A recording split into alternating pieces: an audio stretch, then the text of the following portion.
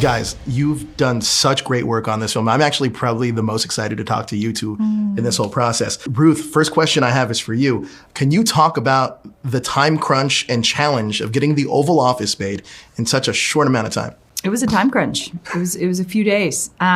We found out we lost the location. It was maybe 7 days out, and I immediately called my supervising art director, Samantha Englander, and said, "Didn't we put a Oval Office on hold that was flat packed, the Veep set or something?" She goes, "Yes, I still have it on hold. Hang on."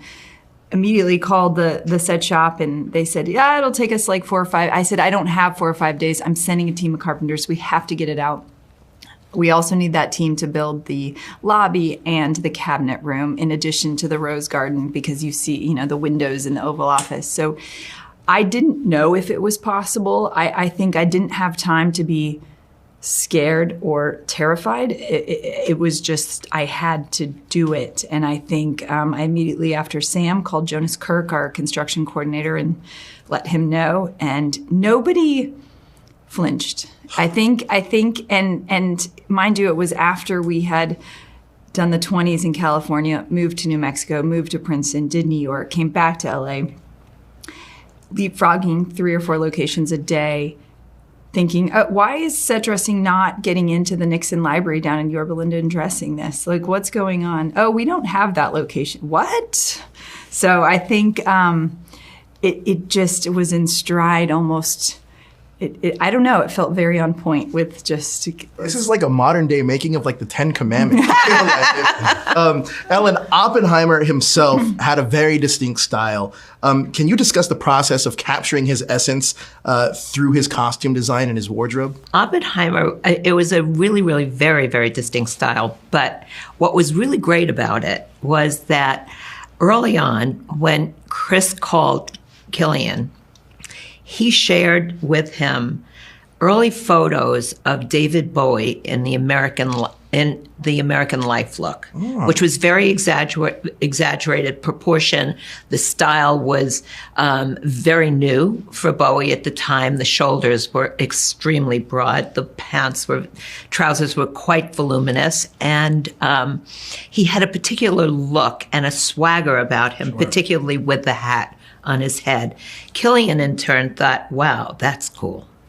That is absolute cool.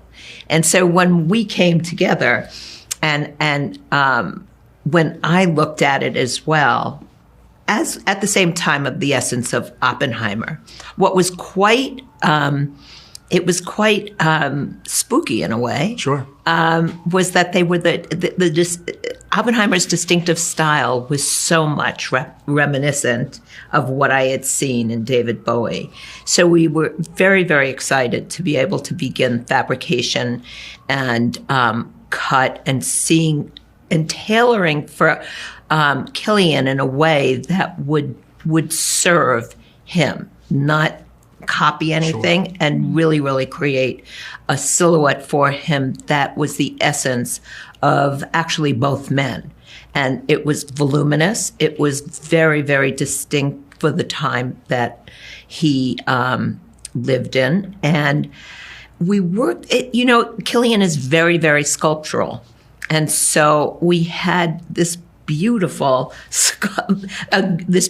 man to be able to sculpt this silhouette with, that became topped by the hat, and the whole image just became iconic, I think. That is so cool. Look, you guys did such a phenomenal, well, again, Los Alamos, you guys did such an incredible job on this film, and the attention to detail is so amazing. I can't say enough about good things about this film and your guys' work. So thank you so much for your time. Thank you. Thank you so much.